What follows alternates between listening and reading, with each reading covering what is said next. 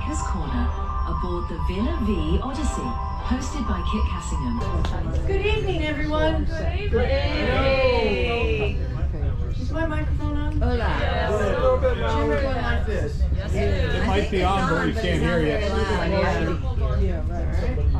Come closer. No, put it closer to your mouth. I knew what you were saying, Ron. I could also have Kelly turn it up. See, now it covers my mouth and you don't know if I'm talking or not. Because you know the rule is if my lips are moving, I'm teasing. So you don't know if I'm teasing or being serious right now. Right? Right. Okay. You look like Heidi, though. I look like Heidi? I don't think so. No. She looks like Heidi. Did you guys have too much to drink for dinner? You're all very silly. Before I get started with their introduction, I want you to know that I have put a Speaker's Corner WhatsApp page up, or it's a channel or whatever they're called. And because I know they disappear, I have pinned the YouTube channel at the top. So you can see the latest one and go to the YouTube channel to see more if you don't want to see it in circle. So there we have it. Yay! Good progress, huh? Okay. So Cyndy is one of many peregrinas or peregrinos here on the Odyssey. Marianne and Monica walked the Camino in 2008. They didn't know each other. It was an independent thing, but happened to the same year. And Peter walked it in 2017, and Cyndy walked it this last October. Things have changed through the years, and so these guys are going to talk about the likenesses, the differences. I think you're going to enjoy hearing about the differences that they have experienced through all their steppages. So, come on up, Cyndy. And when did you walk it? I walked it in 2000. I walked the Way of St. Francis, the French Way in 2018, and I walked the Portuguese Way in 2019. So Cyndy's turn. Thank you very much. And our own MC, as she said, our own MC walked 800 kilometers the French Way, 400 kilometers the Portuguese Way, and 200 of the One Way of St. Francis, plus, I don't know if you all remember when we were in Belfast, she walked 100 kilometers of the Arena, which is Belfast to Derry. So, we also have Denise. She walked 800 kilometers French Way, 260 Portuguese Way, and then she walked all the way to Finisterre, the end of the world. That's another 120 kilometers. Nancy? I'm telling you, we have so many people here. It is truly a blessing. Nancy walked 800 kilometers the French Way, 800 kilometers the Northern Primitivo, 260 kilometers the Portuguese Way, and 400 miles the Jordan Trail.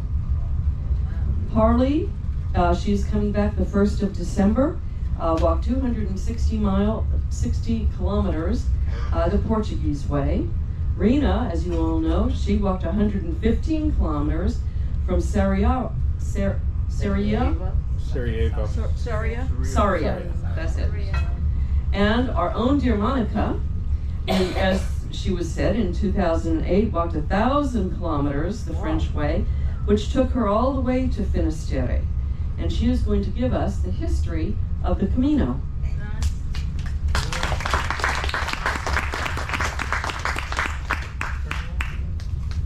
It's on, I think, right? Yes, It's on.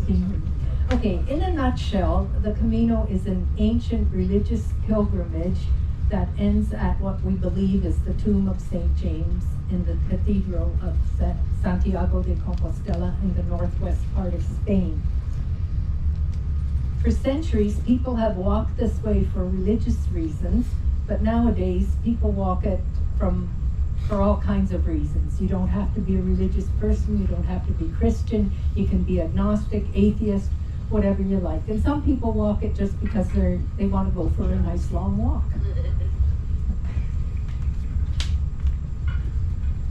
And while we talk about the Camino as in the singular, it really isn't just one way. It's a whole network of roads that go all over Europe and converge at the cathedral.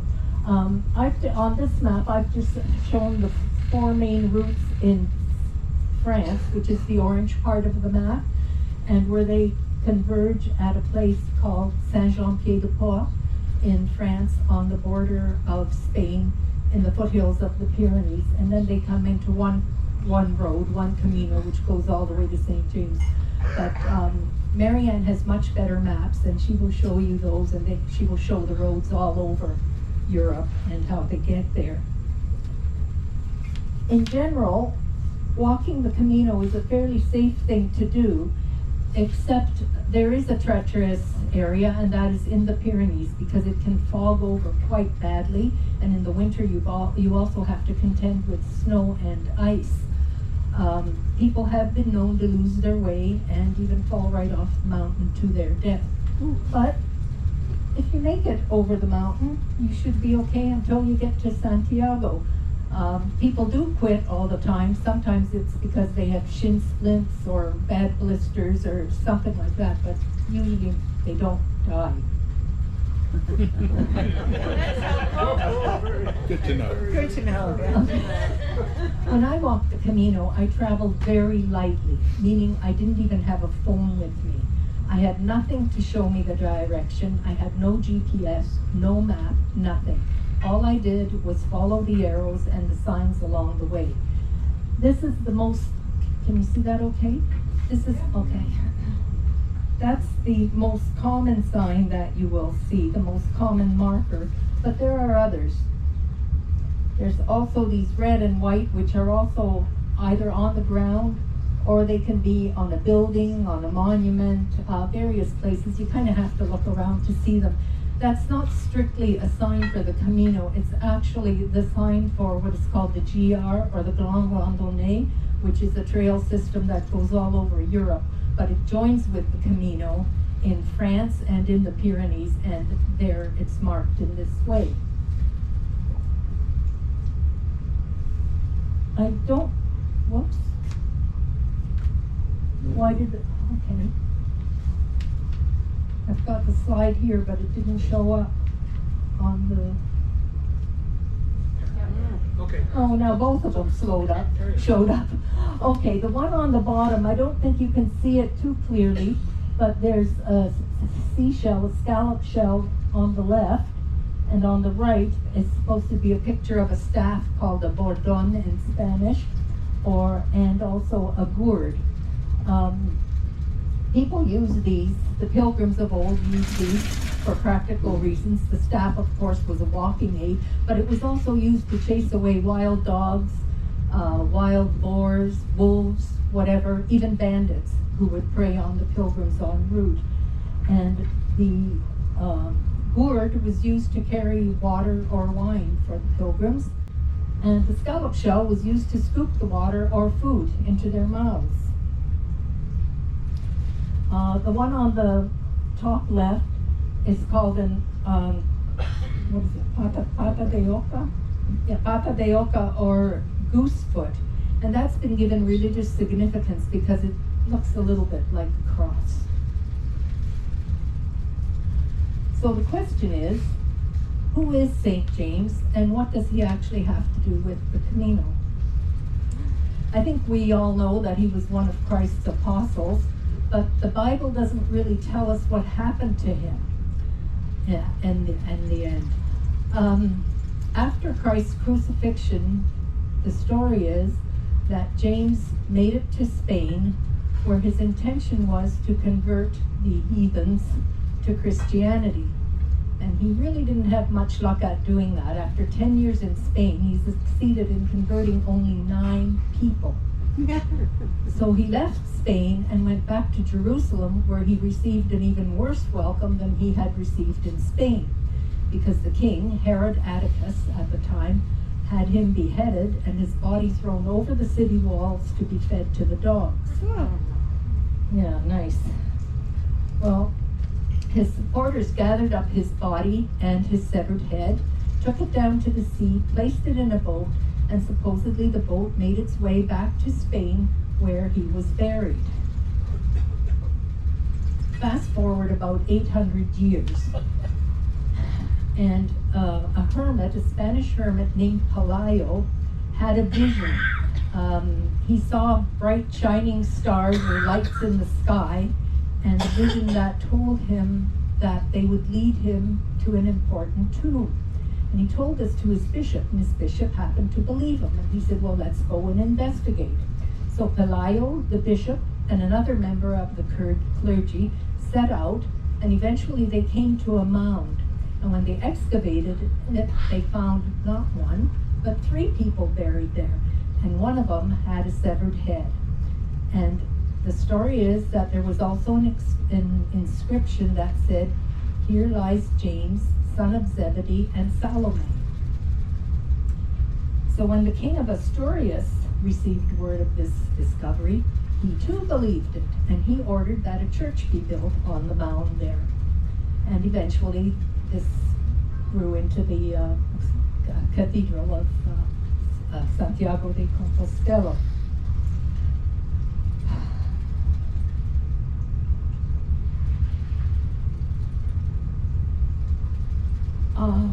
Now, it's generally accepted that the king of Asturias was the first pilgrim, but the first documented pilgrim came about 100 years later when the Bishop of Puy decided to walk the Camino. And he wrote about it in his diary. And after that, people started coming en masse from all over Europe, as far away as England. In fact, the first record of people coming from England was back in the late 11th century. And by the 12th century, so many people had walked the Camino. It was over 1 million people a year, which is more than do it now. Right now, the statistics are roughly 400,000 to 450,000 people a year. Wasn't always so. It waxed and waned throughout the years, depending on wars, plagues, whatever. The number would go up and down. But in 1978, interestingly, the year after Franco died, only 13 people are known to have walked the Camino. And this is quite interesting because Franco actually supported the Camino. He had paved roads built for the purpose because he thought, why walk when you can get there a lot faster by driving? Another legend credits Charlemagne as having been the first pilgrim on the Camino. According to this legend, Charlemagne had a dream in which St. James appeared to him in person, and he said, "Follow the Milky Way and you will come to my tomb." Well, there are several reasons why this couldn't have happened. First of all, how do you follow the Milky Way? If you tell 100 people to follow the Milky Way, you can bet that they'll end up in 100 different places, and they could only travel at night. Okay, sorry, I already said that. This is a modern pilgrim dressed in medieval style clothes. I met her in 2008 when I walked the pilgrimage. She was in her 80s, and she had walked from Germany. It took her a year to get to where I had met her at that point, and she figured it would take her almost another year to get to the tomb. So, and she had everything that she needed. She carried everything for 2 years on her back. She had this tiny little backpack, and she said everything she needed was in there. Now, there are all kinds of theories as to why the scallop shell is associated with the Camino. It is believed that St. James carried a scallop shell with him when he went to preach, but there are also stories and legends around this. And one of them tells of St. James on a white horse being chased by the Romans. And he came to a wide estuary that was too deep to cross. So miraculously, the shells all rose from the bottom. He galloped across, and then the shells sank again before the Romans could get there, and he got away. And in another story, it said that the boat carrying the body of St. James was shipwrecked, and somehow the body made it back to shore completely covered in scallop shells and preserved. And still other stories merge Christian stories with Roman or Celtic myths. You may be familiar with the picture, The Birth of Venus by Botticelli, sorry, couldn't think of it at the moment, in which Venus is standing on a scallop shell. She is, of course, is the Roman goddess of fertility. And there's also another story, an old Celtic ritual in which they believed that the scallop shell looked very much like the setting sun, and of course they worship the sun for various reasons. Now, many pilgrims carry the scallop shell usually on their hat or on their backpack. I went a step further, and I carried over 30 scallop shells, one for each day that I was walking. And every day I would, at the end of the day, well, no, not necessarily at the end of the day, but every day I would write my name, the date, and the country that I was from, Canada, on the shell, and I would place it in some place that had some kind of significance for me. And usually I placed it face down so it wouldn't be too obvious, and I tried to hide it. So I hid it in among some stones that maybe some other pilgrims had left, or I'd leave it, at the base of a plant or someplace like that. And one day, when I was at an albergue, this man approached me, and he said he had been looking for me for days. And he reached into his pocket, and he pulled out one of the scallop shells that I had left behind during, I don't know, a few days ago anyway. And he thought because my name was on it, it was very important to me and that I lost it, and he was trying to find me so that he could return it. When I explained what I had been doing, he was very touched, and he did ask if he could keep the seashell as a memento, which also touched me then.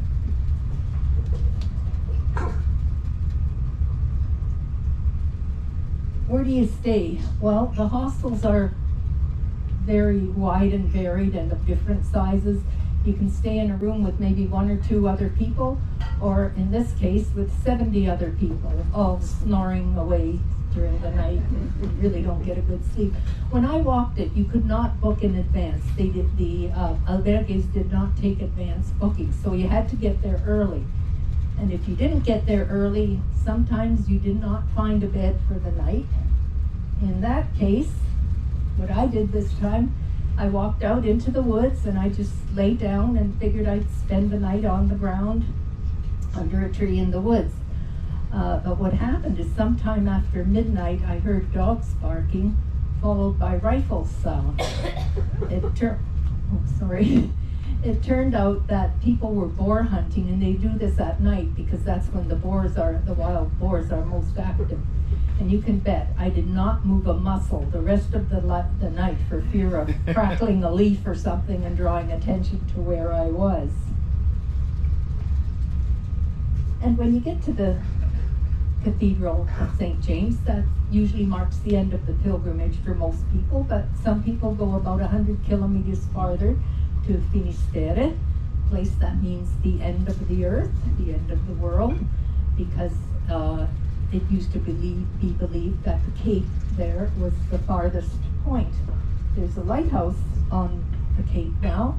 It's one of the most powerful in Europe, and it overlooks what is sometimes called the coast of death.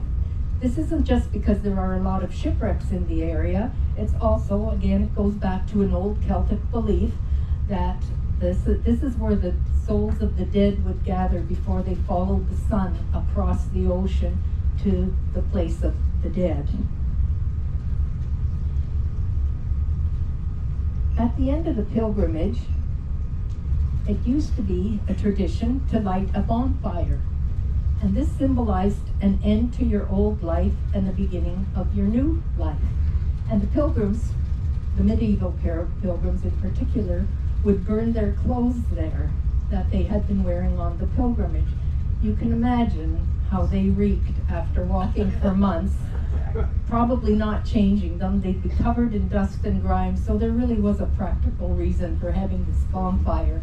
I think it's frowned on today. I don't think they do them anymore, but I'm not sure. Anyway, when I did it in 2008, they were still doing it, and this is my participation in the bonfire. It kind of harkens back to the bra burning days of the 70s, which I did not participate in because I was a wimp, but that's a whole other story. Anyway, I thought it was a fitting end to my Camino and also to this talk.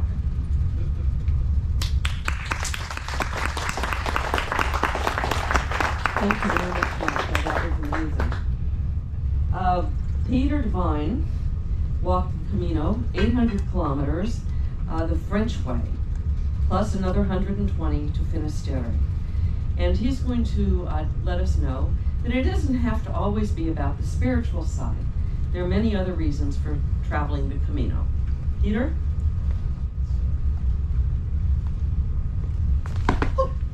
I'm supposed to be entertaining you, I'm sorry.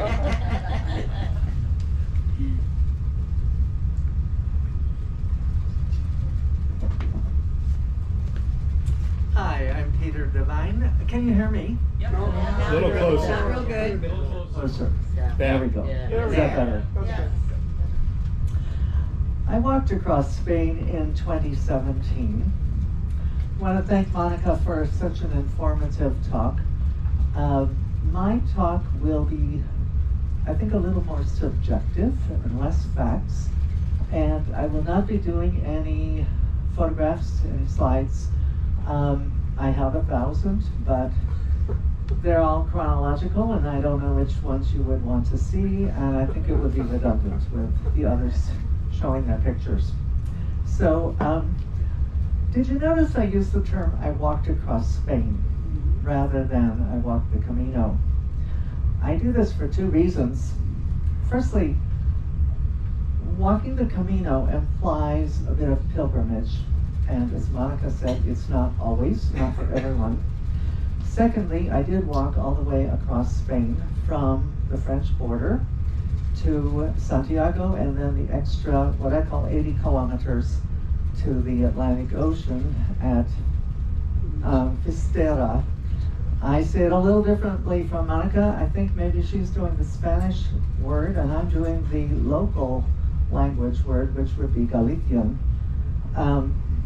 But it's the same place.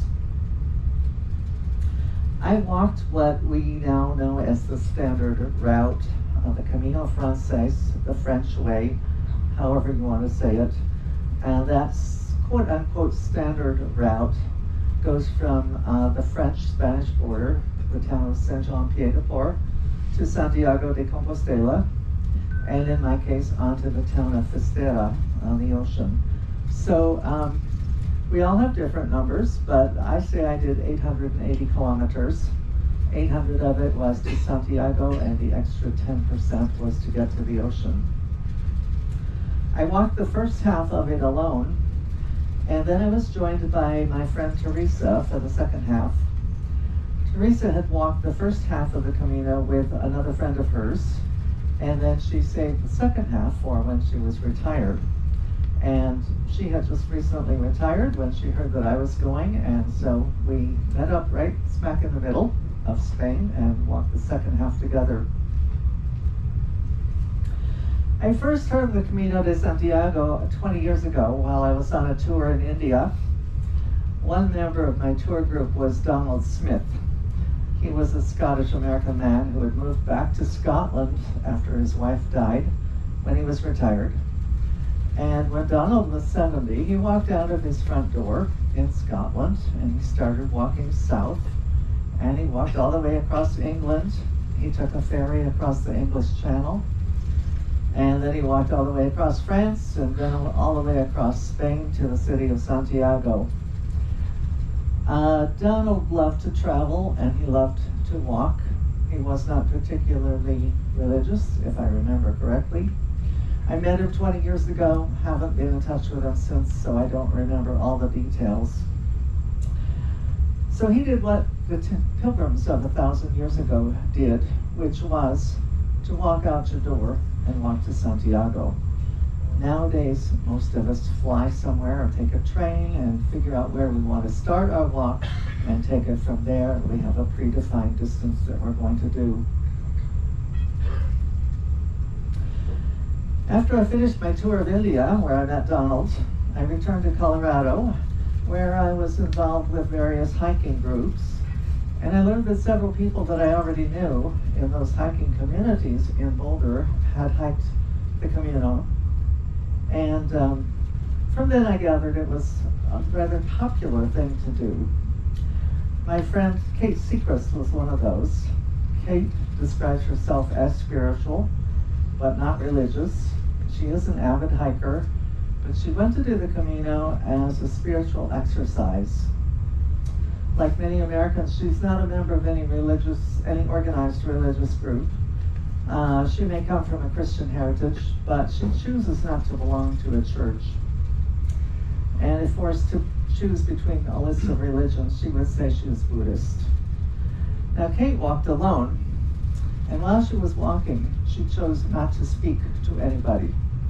And if somebody came up to her and tried to start a conversation and chit-chat, she would say, "Please, I've taken a vow of silence. I will talk to you tonight if I see you in the albergue." And so this is how she did that. And it was her particular way of focusing on the spiritual aspects of the Camino and what it meant to her. A lot of other pilgrims, as we call them, developed their own other ideas about rules that you should follow walking the Camino. Some people say no cell phones, and some say no electronic devices, no other diversions. Some say no beer before reaching the destination at the end of the day.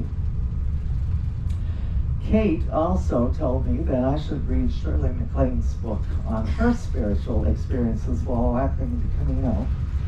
So I read Shirley MacLaine's book, and it was rather hilarious. She talked a lot about how she avoided, or how she had to avoid the paparazzi, because she was a famous face and everybody wanted to take her picture. And secondly, she talked about her dreams that she had and her out-of-body experience. And it was quite a riotous book. I highly recommend it. While recommending things, I also want to suggest the film, The Way. It was written by Emilio Estevez. In this film, Emilio Estevez, played a young man who started to walk the Camino, and in the very first day, they got lost in the fog of the crossing the Pyrenees, as Monica mentioned, and a fictitious character, and he died. And his father from America heard about it and came over, and in his son's honor, he walked the Camino. And so the film is a good description of what happens to a lot of us. So I decided to walk the Camino in 2017. My reasons were a lot more like Donald Smith's than like Kate's. I love to travel, I love to walk.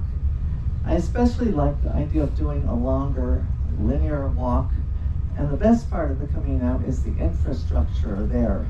There are places to sleep, there are places to eat whenever you need them.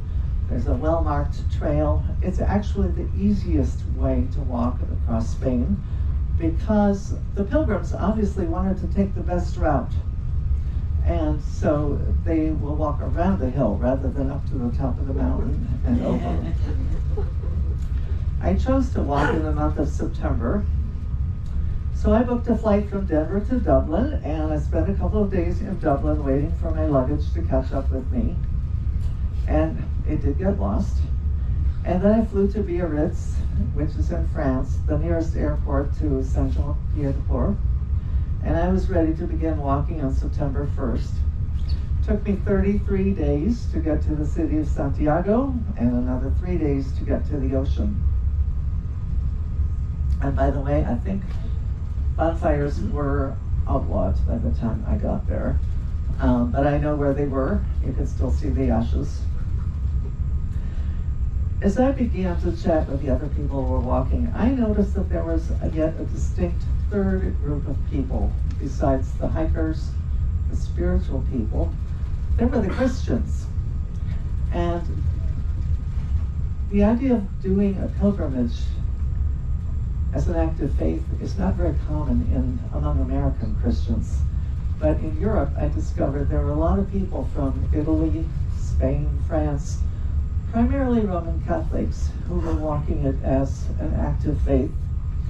Now, it's not a requirement like among the Muslims who are required to do the Hajj to Mecca once in their life, but it is a thing historically, and particularly among people who grew up in Europe and know their history of their country.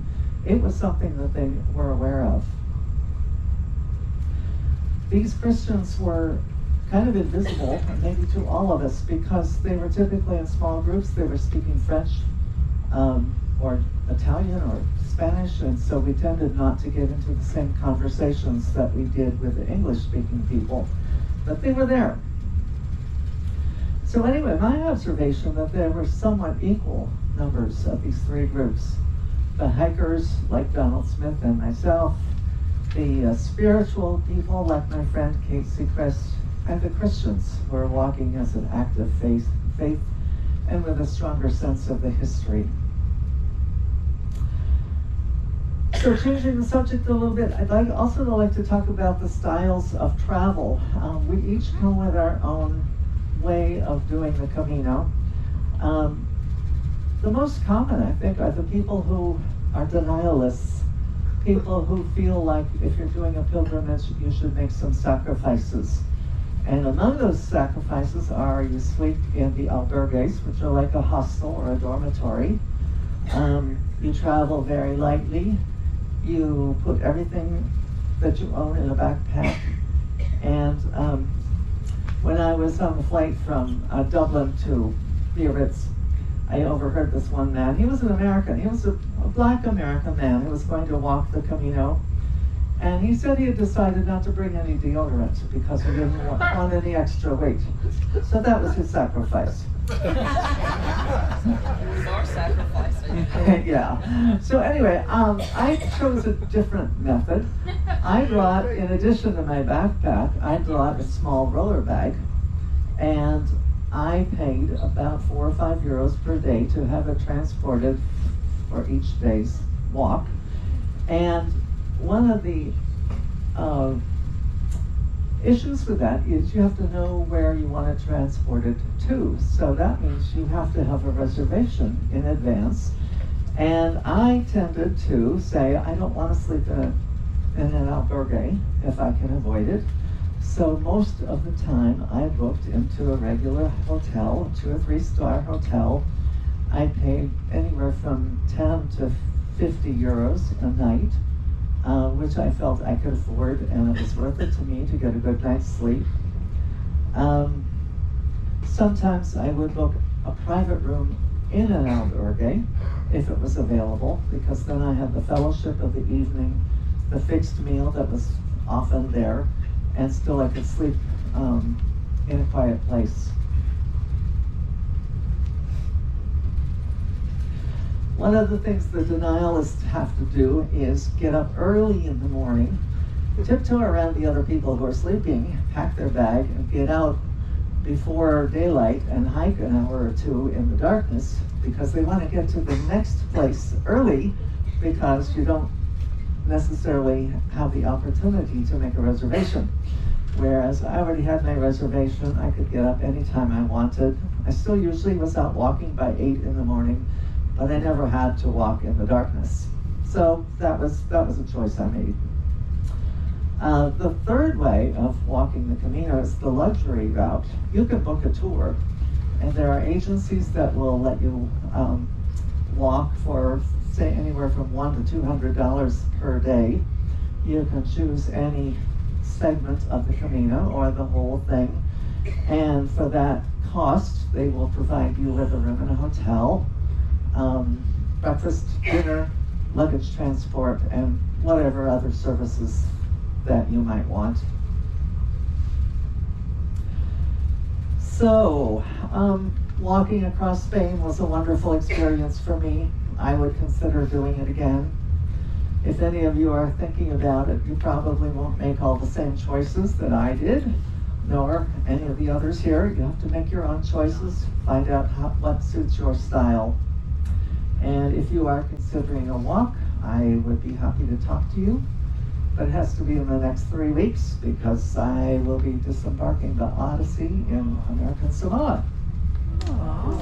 Thank you. Thank you, Peter, and we are certainly going to miss you. And I can assure you all, I was not a denialist. I left here at a certain weight. I came back after walking 120 kilometers at the same weight. And I'm blaming it on the coffee, because every time they serve coffee, you got some cake. And, you know, who's going to walk away from a piece of cake? No, me neither. So our last speaker, besides me, is going to be Mary Ann. She walked 800 kilometers the French way, 400 kilometers Portuguese to Muxia. That Muxia is past Finisterre. 1,025 kilometers to the Camino Norte, and 200 miles to the Wainwright, England, from coast to coast, from St. Bees to Robin Hood Bay. And she actually is my inspiration for walking the Camino, because when we were in Belfast, she took off, and I knew for a fact that she was going to have to catch us somewhere in the world. And she showed up, about 2 or 3 days before we left, and was able to catch the boat in September. You ready? Okay. When you start the Camino, you actually get a passport. And this is my passport, in case anybody is interested in seeing it. And at the end of the Camino, you get a Compostela paper. One is in Italian, and one is in Spanish. Sorry, did you say Italian? I think it's Latin, I'm sorry. It's Latin, you're right. When I was doing it, this is my backpack. And this is the shell. What I was told is the reason they use the scallop is because all roads lead to Santiago. Oh, that's cool. The most important thing in my world is less is definitely more. And so when you're going there, you want a light rain jacket. These are zip-off pants. This is like really important because during the when I was there in September through October. Here's the shorts. Yes, and those are the shorts. Yes. You start off this way at 8 o'clock or 9 o'clock in the morning with a long sleeve shirt, and you had your short sleeve shirt underneath it, and then around 11 o'clock you took it off and you were ready to go for the rest of the day. You always wanted clothes that were very easy and that could drip dry very quickly. Okay, that's very important. Another thing that's important is the sleeping bag liner, because some of these places do not have sheets, or you may not want to sleep on those sheets, or underneath at least the blankets that they provided. So this is very important. I took a water bladder. Water is very, very heavy, so it only got filled about halfway, but it provided the weight in the backpack, but by the end of the day, it was less in the backpack. So that was kind of a nice thing. And a towel, because towels were not always available everywhere. So this happens to be a really big towel, and I had actually planned on cutting it in half. And I'm glad I didn't, because there were a couple places that I needed a big towel to go around. Of course, your underwear and socks, and you want to bring one pair of extra shoes, usually sandals or something, that you could wear into the shower or around the town, because by the time the end of the day came, and I wore my chicken shoes, much to kids' surprise, you want to wear shoes that are very, very comfortable, that are comfortable for you, okay? Right, there was something else that was kind of important. Let me think.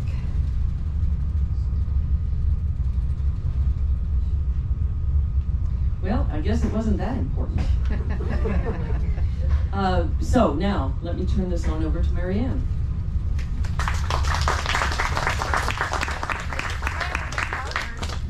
Boss? You're styling the colors all matching. Oh, you like Yeah. Oh, We're all gonna borrow your stuff. no problem. Okay, I wear boots, okay? So I believed in wearing the boots. These socks are really good, smart wool. I had my trusty walking stick. I see Kit has 2 walking sticks. I had the one. And yeah, my backpack was a lot bigger than yours though. I forgot to bring it. It was much bigger. Okay, so, all right. So, the Camino de Santiago. So, there's a peregrino, a peregrina. You saw the picture of the credentials. You get it stamped all the time along the way. The arrow down here is what you would follow as you're walking, or the scallop shell. They are everywhere for you to follow. You put your shell on the backpack for those who choose to do that. And then at the end you go, and it's really something to get your Compostela, and they ask your name, and it is really something. Not everybody does get one of these credentials. You have to get it stamped every day to prove that you're doing it. You have to walk, I think, 100 kilometers in order to get the Compostela that says that you actually did do that. So here is Spain. As you can see, all of these routes, they are all the Camino. So the one that we're talking about over here is the Camino Francis that comes over here, and we all end up in Santiago. But if you take a look, there's all of them all over Spain. So there's so many different routes that you can do. If you look at France, you can start all the way here in Paris. A lot of people started in Le Pieux, and they came down, and then the different routes. Or Europe. All over Europe, it goes all the way here to Russia. All of these are routes. Some have better infrastructure than others, of course. My first route was the Camino Francis. I started in Saint-Jean-Pied-de-Port. I went over the Pyrenees Mountains. That took 1 day. And then I stayed in Roncesvalles, and there was, I don't know, 700 beds in there or something. And then I walked along here to Santiago. And this took me 31 days, 800 kilometers. Now, why did I do this? I was on, I took 6 months off school, and I wanted to travel the world. So I traveled Africa and Europe, and I'm thinking, what are all the different things I want to do? Because I want to see a bunch of stuff. And a friend of mine is friends with Susan Kenny, who wrote a book, and she says, read this book. So I read the book, and it was about her walk along the Camino. And I thought, well, that sounds pretty cool, and a great way to see the country. And it certainly is, because when you're walking, you go through villages, you go through towns, you meet the people. There's just so much you would never see if you were driving. So it was really cool. So I decided to take this walk after reading this book. Then I thought I have to do some investigating. So I went and I found this site is called the Confraternity of St. James. St. James, Santiago. That was my start to figure out what I'm gonna do and what this was all about. Then, so my first one was in 2007. That was the first one, Camino Francis. And we had books back then. So you would get these books and they were really good. So you'd have the book, it would tell you the route, it would tell you the elevation, it would let you know all of these places you could see along the way. It would tell you where the albergues were, where you could stay overnight. It had a lot of information. So as you're walking, you're talking to other people, you meet all kinds of people along the way, you help each other not get lost, you follow the arrows, you follow the scallops, and then you also have your book to back it up, which was really important to do. So you would stay in albergues. So here are some of the places. This was one of the places, one of the ways that you could stay. I stayed in the albergues. And there would be rooms, you could have 4 people in a room, 8 people in a room, 50, 70, you could get a bunk bed, sometimes they were just on the floor. I did bring a sleeping sack as well. It was just really, really something to be part of that. There are 3 types of albergues. The first one was the private. It's more expensive, but it has more amenities. It does take reservations, better facilities. It's open to everyone, including pilgrims, but you don't have to be a pilgrim. The municipal ones, very basic accommodation run by the government, and volunteers were there. First come, first served basis, and open to everyone, but pilgrims could go there too, and not very expensive. Or you would have the donativo. Donativo is you'd pay by donation, what you wanted to put in. Pay what you like. It was run by the religious organizations or community groups, and it was served by hospitaliers. These are people who have already walked the Camino, they know what it's like, and they volunteer their time, and they would do it. I remember I came to one place and she greeted me and just said, "Welcome to your home." And I thought that was really cool. And it is really a communal atmosphere. When you go in these things, they will prepare a meal together, and you can choose, do you want to help out? Do you want to set the table? Or just sit down when it's time, or you can help clean up if you want. And everybody in the whole place would get together and share the meal, inside or outside. Or there was a take and leave policy. There would be a kitchen and a fridge and some stuff on the shelves. You could bring your stuff that you wanted to eat, cook it yourself, leave it there. If you didn't have anything, you could just grab it. And then you would give a donation on your way. The facilities were great. One was fantastic, and there wasn't no electricity. There was no running water. There were no toilets, but had the best time with all the people. And then there's other ones that are in church lofts. And some are very basic, and some are really quite nice. I stayed in one, and it was the Templars, and when you got there, they actually came and they washed your feet. They did like the whole Jesus thing with that, because that was your contact with it. Each one had its own special allure, its own special meaning. And then you would have it when you stayed at these type of events that were run. So that was 2007, that's how I managed it. I didn't have any reservations, I would just walk. People would get there at 2 o'clock in the afternoon when the places opened up. I never got there till 5 o'clock, it took me a long time, but I never had a problem finding a spot. You couldn't reserve it, you'd have to wait till they opened and then you could do it. They do kick you out at 8 o'clock in the morning, you have to be out at that time. Some people get up earlier and they go in the dark, I didn't want to do that either. And then I thought I would never do it again, but that Camino just calls you back. Just calls you back. And I said, no, I resisted, but 10 years later, it took 10 years, I walked how do you go back? P back arrow. P? Yep, back. P, oh there it is. The Portuguese, Camino Portugues. I started in Porto. A lot of people start further down on the map in Lisbon, but this is what I did. And I went all the way up to Santiago de Compostela. Now this one was different.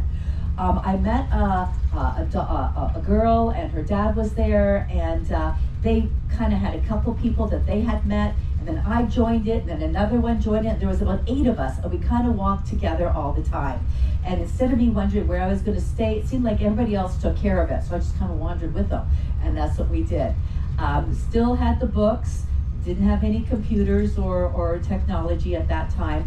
Some people I saw they were looking at their cell phones, and I didn't understand what they were doing. I found out later on what they were doing, but in 2017, it was still pretty much just try to figure out your way. And then what I did when I got to Santiago, I did the whole Murcia and Finisterre route, so I added that onto it. And it's really neat. You get over here, you see the path over here, and you just walk along here, and that's the end of the world. Finisterre. Here's a wonderful rock. I got myself right up over here to take a picture. It was just really cool. And the markers that you see along the way that tell you how many kilometers you're going, this one says 0. So it's really satisfying. You actually, have done that. And then I didn't do any walks, and then a couple of years after that, I decided I was going to walk across England. I wanted to actually go to England, Scotland, and Ireland, do walks. I never realized I can't do all of that. But this was really good. I went from the Irish Sea all the way to Robin Hood's Bay. This was a very difficult walk. It's not a Camino in the sense of a St. James Camino, but it still is a Camino. And I went across lakes and dales and moors and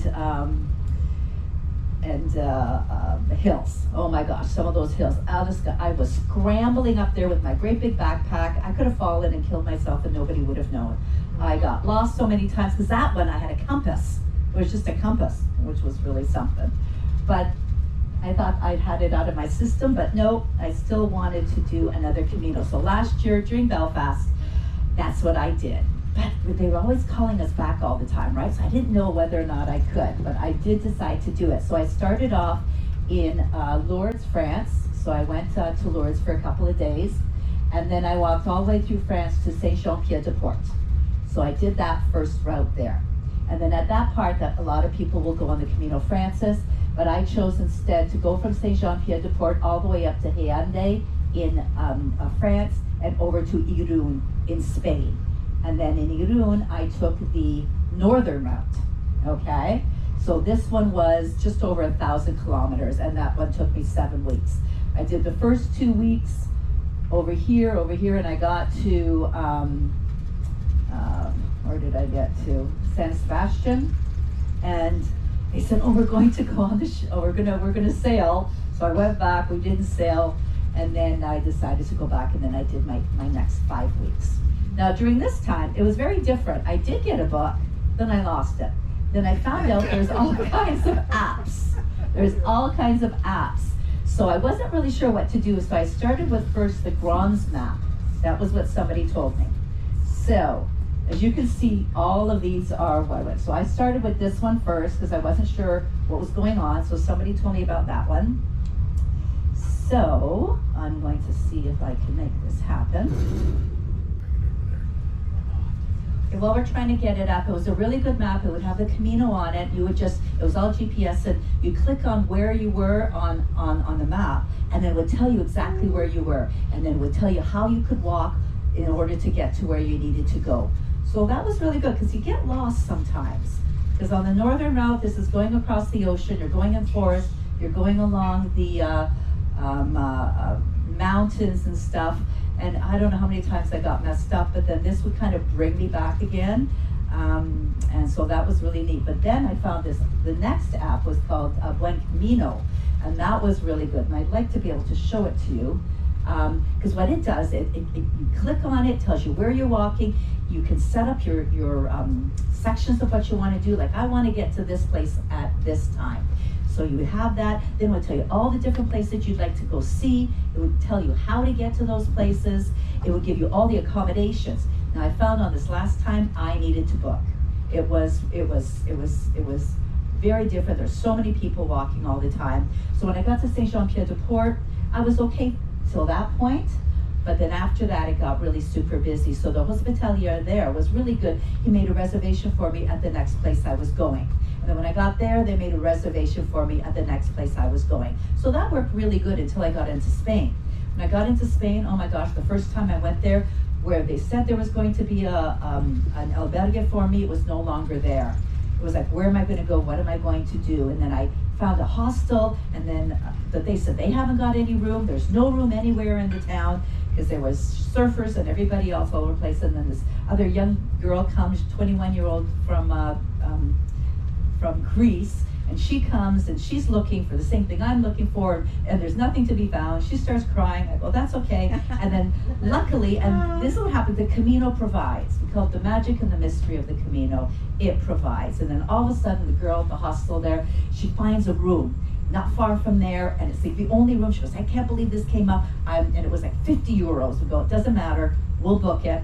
And so here I am at my age, and this 21-year-old, and we go there, there's one bed, we share it, but we are so thankful that that happens. And after that, we just were this team, and we would just always be together, and we'd start off in the morning at the same time, and she'd walk really fast, and I'd get there eventually. But we did reserve everything all the time after that. It was really important. And having these apps were really cool that you are able to do that. 3 minutes. It's not working, eh? Yeah. Okay, all right, we'll forget about that, and we'll just go back. Yeah, it's not connected. Oh, that's too bad. Okay, all righty, but thank you. So anyway, these are the apps, and you can find them, and they'll work. All right, so that's Nope, no, we're not even there. Okay, let's try to see if we can do that. Wrap it up, my dear. Oh, okay, all right. I just wanted to just show that there. So you meet a lot of great people along the way. You talk, you join, you have your food and everything else. I don't know where the pictures have gone now. We can't do it now? Okay, all right. Let's see what else it has to say there. All right, let me just find what else I was going to say. Would I do it again? Yeah, I'm thinking you're going to do it again. It's crazy. So the northern route was really hard, and I already scoped out a route that I want to do. You do it for many reasons. I met people, they're like, I don't know, should I keep my job? Should I quit? I need to walk. Should I stay with this person? Should I leave this relationship? I need to walk. And a lot of people did that, and you meet people, you talk to people, sometimes for a day, sometimes for a moment, sometimes for a very long time.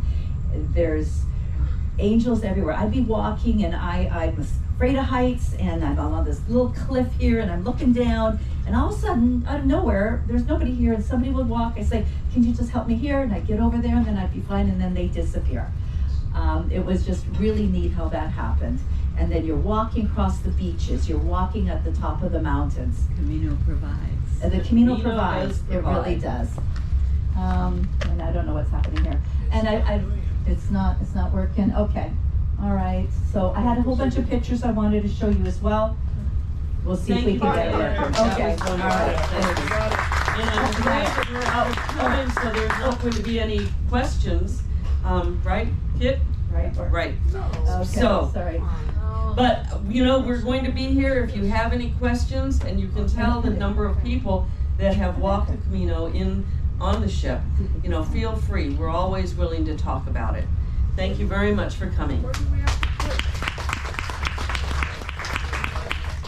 The Camino is a very magical event, so if you like walking, or you actually, as Peter pointed out, you can drive it and stop along the way. Oh, you can even go by horseback. You can cycle it. I saw horses. You can cycle, yeah. And there's rules for everything you do. But, so, thank you guys for sharing some of your stories. It's wonderful. And I have a YouTube video that I put together, my first one, which I wanted to. We're gonna have to have a Camino part 2. Right? We'll do another. Art and Marianne, send me the link to that so I can add it to the show notes.